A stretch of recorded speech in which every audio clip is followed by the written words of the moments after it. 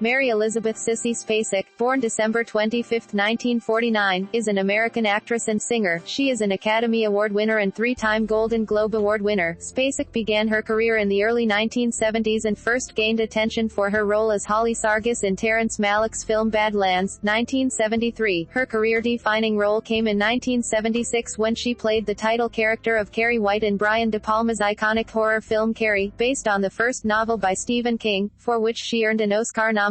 She won the Academy Award for Best Actress for her portrayal of Loretta Lynn in the 1980 film Coal Miner's Daughter, and also earned a Grammy nomination for the song Coal Miner's Daughter from the film's soundtrack. She went on to receive further Oscar nominations for her roles in Missing, 1982, The River, 1984, and Crimes of the Heart, 1986. Coal Miner's Daughter and Crimes of the Heart also won her the Golden Globe Award for Best Actress in a Musical or Comedy. A six-time Oscar nominee, she received her sixth nomination for In the Bedroom, 2001, which also won her a third Golden Globe, this time for Best Actress in a Drama. Her other films include Three Women, 1977, Raggedy Man, 1981, JFK, 1991, Affliction, 1997, The Straight Story, 1999, Nine Lives, 2005, and The Help, 2011. As of 2015, Spacek plays matriarch Sally Rayburn in the Netflix thriller series Bloodline. Early life. Spacek was born on December 25, 1949, in Quitman, Texas. She is the daughter of Virginia Frances, née Spillman, and Edwin Arnold Spacek, Sr., a county agricultural agent. Spacek's father was of 3/4 Czech, Moravian, and 1/4 German ancestry. Her paternal grandparents were Mary Chervenka and Arnold A. Spacek, who served as mayor of Granger, Texas in Williamson County. Her mother, who was of Polish, English and Irish descent, was from the Rio Grande Valley of Texas. Although her birth name was Mary Elizabeth, from birth, she was always called Sissy by her brothers, which led to her stage name. In high school, she was named Homecoming Queen at her senior prom in 1968. Spacek was greatly affected by the death of her 18-year-old brother, Robbie, in 1967 when she was 17, which she has called the defining event of my whole life. Spacek used the personal tragedy as a tool to be fearless in her acting career. I think it made me brave. Once you experience something like that, you've experienced the ultimate tragedy, and if you can continue, nothing else frightens you. That's what I meant about it being rocket fuel. I was fearless in a way. Maybe it gave more depth to my work because I had already experienced something profound and life-changing. Career. 1970s and beginning of acting career. Spacek worked for a time as a photographic model, represented by Ford Models, and as an extra at Andy Warhol's factory. She appeared in a non-credited role in his film Trash, 1970. With the help of her cousin, actor Rip Torn, she enrolled in Lee Strasberg's Actors Studio and then the Lee Strasberg Institute in New York. Her first credited role was in the cult classic Prime Cut, 1972, in which she played Poppy, a girl sold into sexual slavery. The role led to television work, which included a guest role in The Waltons, which she played twice in 1973. Spacek received international attention after starring in Terrence Malick's Badlands, 1973, in which she played Holly, the film's narrator and a 15-year-old girlfriend of mass murderer Kit Martin Sheen. Spacek has described Badlands as the most incredible experience of her career. On the set of Badlands, Spacek met art director Jack Fisk, whom she married in 1974. Spacek's iconic and career-defining role came in Brian De Palma's film Carrie, 1976, in which she played Carrietta Carrie White, a shy, troubled high school senior with telekinetic powers. Spacek had to work hard to persuade director De Palma to engage her for the role. After rubbing Vaseline into her hair and donning an old sailor dress her mother made for her as a child, Spacek turned up at the audition with the odds against her, but won the part. She was nominated for the Academy Award for Best Actress for her work in the film. Spacek had previously been the set dresser for De Palma's film Phantom of the Paradise, 1974. After Carrie, Spacek played the small role of housekeeper Linda Murray in Alan Rudolph's ensemble P.S. Welcome to L.A., 1976, and cemented her reputation in independent cinema with her performance as Pinky Rose in Robert Altman's classic Three Women, 1977. Altman was deeply impressed by her performance, having stated, "She's remarkable, one of the top actresses I've ever worked with. Her resources are like a deep well." Brian De Palma added, "Is a phantom. She has this mysterious way of slipping into a part, letting it take over her. She's got a wider range than any young actress I know." Spacek also helped finance then brother-in-law David Lynch's directorial debut, Eraserhead, 1977, and is thanked in the credits of the film. 1980s an Oscar win. Spacek began the 1980s with an Oscar in 1980 for Coal Miner's Daughter, 1980, in which she played country music star Loretta Lynn, who selected her for the role. In the the film. Both she and Beverly D'Angelo, who played Patsy Cline, performed their own singing. Film critic Roger Ebert has credited the movie's success to the performance by Sissy Spacek as Loretta Lynn, with the same sort of magical chemistry she's shown before, when she played the high school kid in Carrie. Spacek at 29 has the ability to appear to be almost any age on screen. Here, she ages from about 14 to somewhere in her 30s, always looks the age, and never seems to be wearing makeup. Spacek also was nominated for a Grammy Award for her singing on the film's soundtrack album. She followed this with her own country album, Hangin' Up My Heart, 1983. The album spawned one hit single, Lonely But Only For You, a song written by K.T. Oslin, which reached No. 15 on the Billboard country chart. In the film Heartbeat, 1980, Spacek played Carolyn Cassidy, who slipped, under the influence of John Haird's Jack Kerouac and Nick Nolte's Neil Cassidy, into a combination of drudgery and debauchery. Spacek was so adamant about getting the role, that she poured through over 4,000 pages of research to prepare for her character. Producer Ed Pressman and director John Byram took her to dinner to advise her that she did not have the role. Spacek was so distraught at the news that she shattered a glass of wine in her hand. After that,